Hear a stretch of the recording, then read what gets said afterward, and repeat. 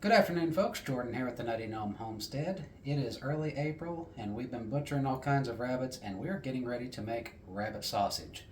Many folks have asked me for this recipe. This is not my recipe. This come from Hank Shaw, I believe, from one of his books.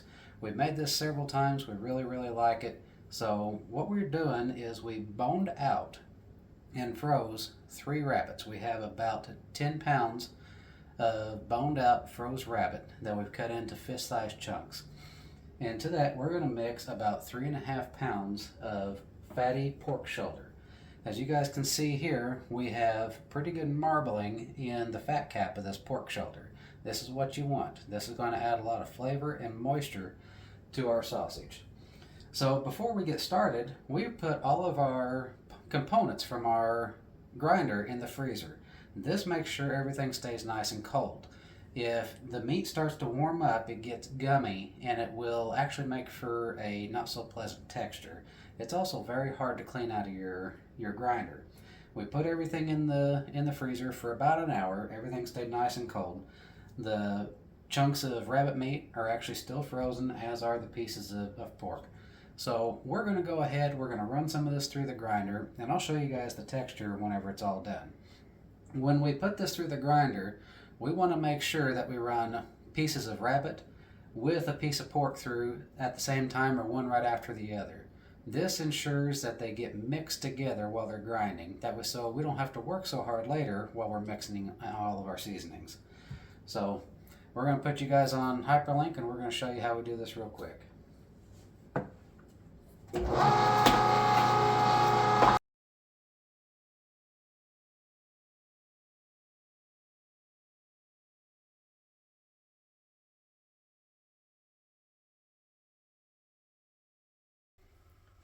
So we ran the rabbit and the pork through the grinder one time already. Normally, like if we're making our kielbasa, we will actually put on a fine plate and run it through a second time. For this stuff, to get the texture that we're looking for, we're going to run it through the same plate again. So we just loaded up our meat back into the hopper, and we're just going to start grinding a second time.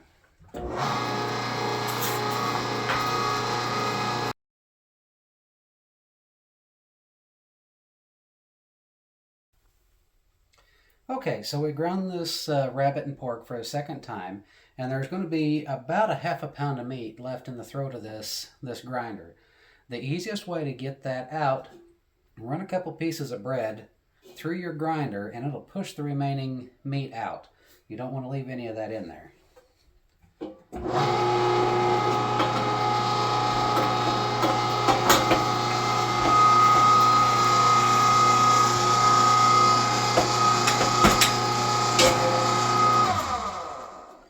And whenever it starts to see the breadcrumbs come out, then you know you got all the meat out, and it's going to make this a lot easier to clean. So we are going to get this put into the refrigerator. We're going to keep it nice and cold while we get everything cleaned up, and we'll be back in a few minutes.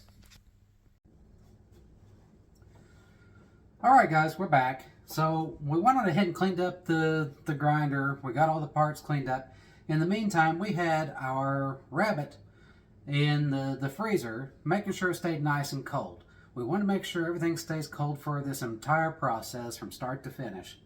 So what you guys see here, this is an 11-pound vertical sausage stuffer. This is how I like to stuff my sausage casings. I do not like to use the grinder for stuffing the sausage because I feel it tends to heat up the meat too much and it tends to gum up.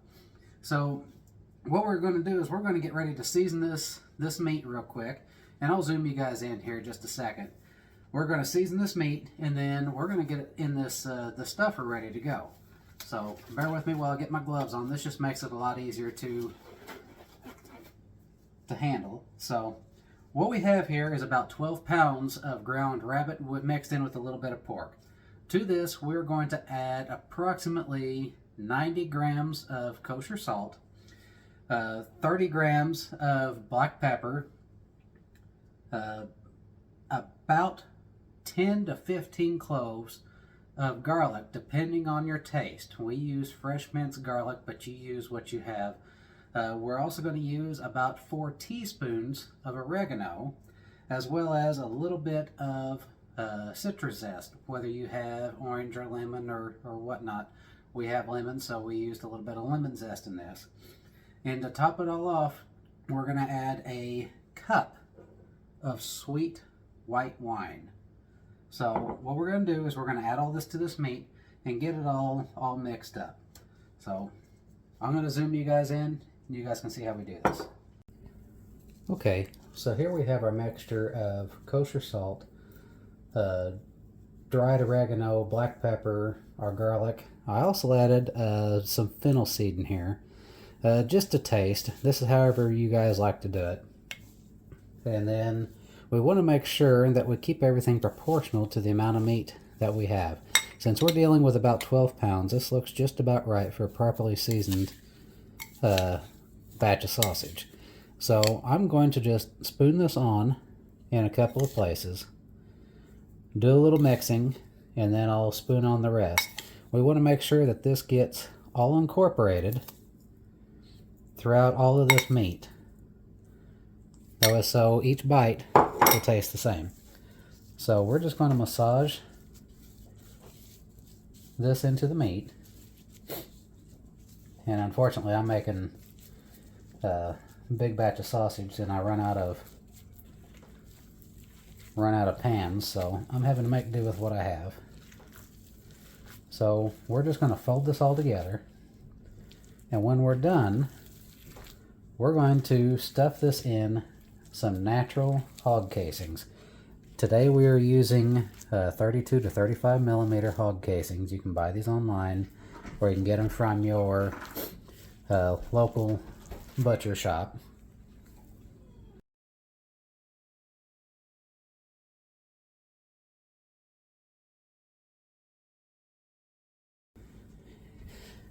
Okay, so we're just about done mixing in all of the herbs.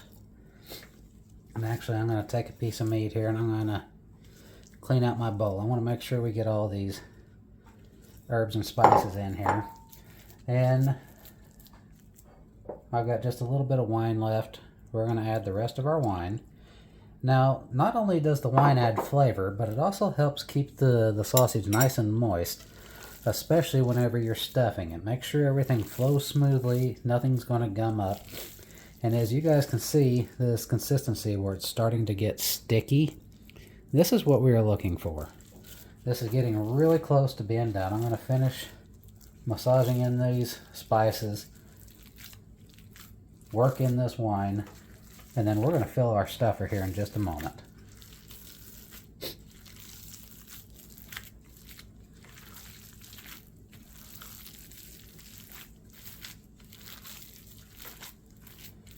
That ought to do it. Now, we're going to fill our stuffer. Alright folks, so we took the main tube of our stuffer off, and we're going to start filling it with this meat. Now there's a technique that I've used for a while to make sure that you don't get any air pockets. Make a ball, throw it in there, and then punch it down. You want to make sure that you get all the air out of this before you start to stuff. You don't want to be blowing air into these casings. I want to fill them up with meat. So we can get just about all of this in this the stuffer at one time. Like I said, there's about 12 pounds here.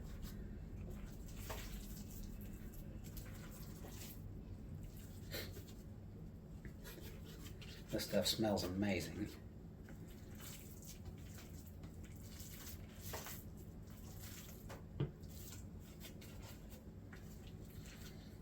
And like I said, if you don't have a sausage stuffer, you can make do with the horn attachment on your grinder.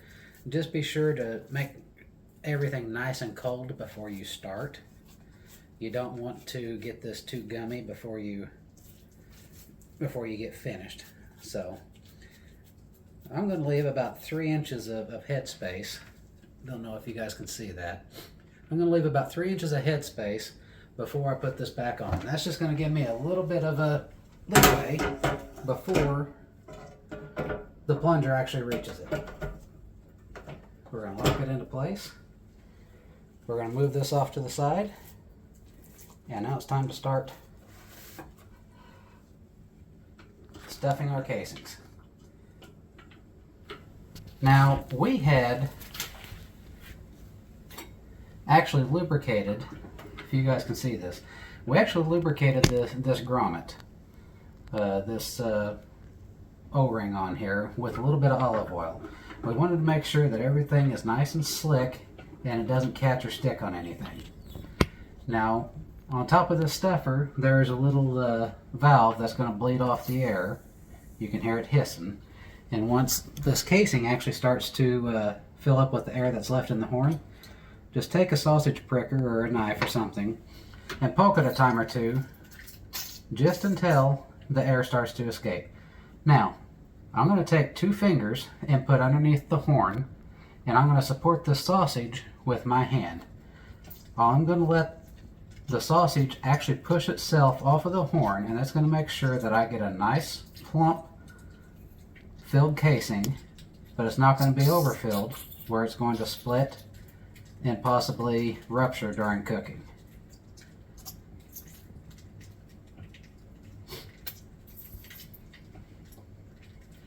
Now we're just going to let it self-feed off of this horn, and if you find you start to push a little air in there, just stop for a moment, prick it a time or two, and then roll up your sausage.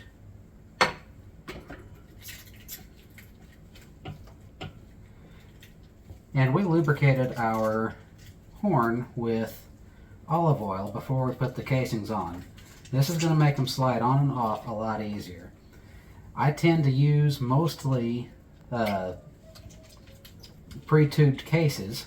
However, today I'm using what I had left in the refrigerator from whenever I made sausage the other day. So we had some casings that were on here. You got to find the end, make sure you rinse them off 2 or 3 times, and go from there. Any casings that you don't use completely, that you just rinse, not that been contaminated with meat, raw meat, you can actually put them back in a Ziploc bag, cover them with salt, and put them in the refrigerator, and they will last indefinitely.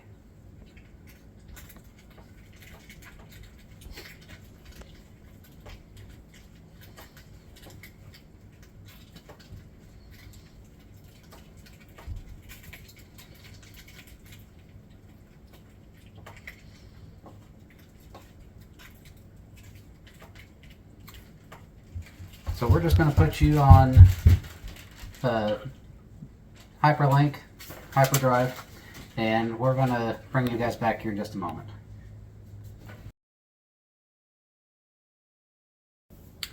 Okay, so we're just about finished with this first canister of sausage. We've got about 6 inches of casing left on this horn. I'm going to go ahead and pull this off, pinch out whatever may have came out there on the end. That'll go back into the next canister, and we're going to tie this off.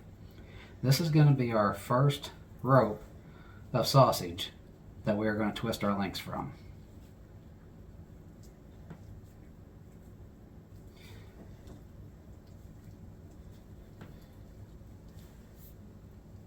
Okay, so what we have here is a pre-tubed sausage casing. This is the 32 to 35 millimeter natural hog casing. And as you can see, it's got this piece of plastic tubing that runs right through the center of it. This makes feeding the hog casing onto the horn a lot easier than with the natural casings that aren't tubed. The end of this is split, as you can see. We're just going to slide it on over top of our tube, our horn, and we're going to feed all of this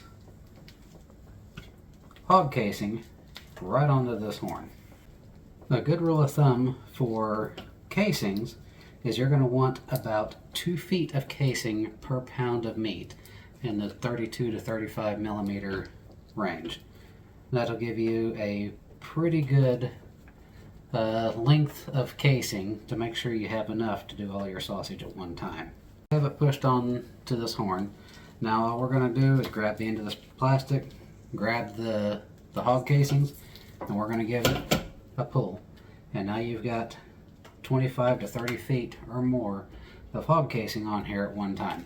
This makes it so simple to put your casings on the horn. Now we're just going to find the end, pull it off just a little bit, tie a simple knot,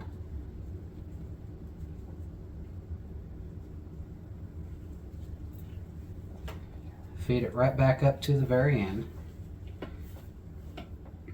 And I know there's going to be just a little bit of air trapped right here, so I'm going to go ahead and poke it with my sausage breaker.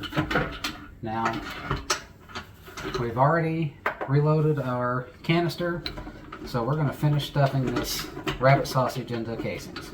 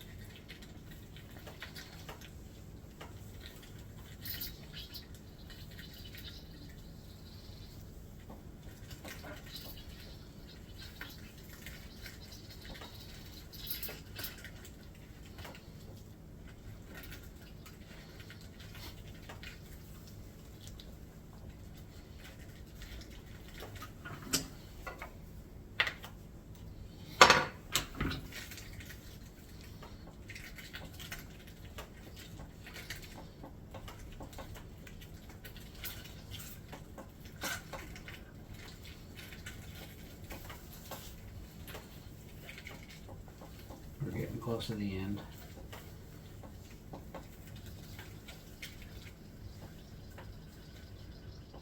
And that's the end. So what I'm going to do is I'm going to pull off about 6 inches of casing. I'm going to cut it, feed this back over the end so I don't lose it. We're going to pull this meat down and I'm going to tie it off.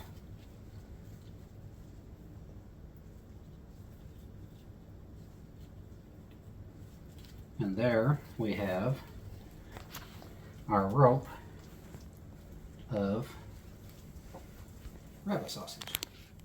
Around here and zoom in close on this. Alright, so I'm going to show you guys how we twist our lengths for any kind of sausage. What we're going to do is, I've already twisted a few here for the measurement. I'm going to pinch this casing down and I'm going to grab it and I'm going to twist it. And what that does is it cinches it in from the end and makes it plump. And I just use that one as a guide to make sure all of my sausages are pretty consistent. These are homemade sausages, they don't have to be perfect. So we're going to grab this one. We're going to skip this link because we've already twisted. Now I'm going to come over here, pinch. I'm going to make sure it's about the same size as my other link. And then we're going to twist it. And that's how you twist your sausage links. Alright folks, so that is how we make our rabbit sausages here on the Nutty Gnome Homestead. If you guys have any questions, feel free to ask me, shoot me a message or an email. I'd be happy to help any way that I can. If you have any suggestions for any future videos, please let me know. I'd be happy to see what I could do. Now, this sausage here, we're just going to freeze this like it is, and it's going to be great either roasted, poached, fried, or even on the grill. So we're going to vacuum seal these links and get them all done. So I appreciate you guys coming along. Until next time, y'all stay safe.